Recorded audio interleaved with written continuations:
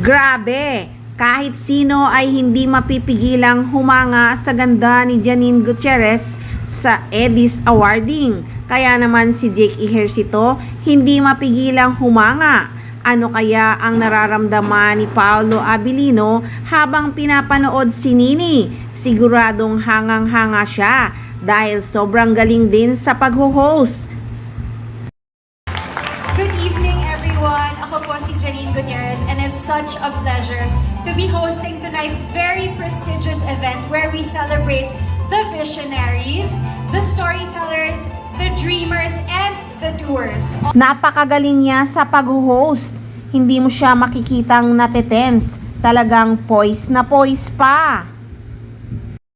Kinikilig nga ako habang pinapanood ko siya. Siguradong proud na proud si Paolo Abilino kay Janine Gutierrez. Napaka-elegante niya sa suot niya. Nako, maraming nagsabi pa na bagay rin si Jake Ejercito sa kanya. Walang lalaking hindi hahanga sa ganda ni Janine Gutierrez. Po si Jake Ejercito, and I am happy and excited to share the stage with these two very lovely and gorgeous co-hosts of... Kung walang Paolo Abilino, siguradong maraming manliligaw kay Janine Gutierrez. Isa na nga yan, si Jake Ejercito. Dahil hangang-hanga naman talaga siya kay Nini.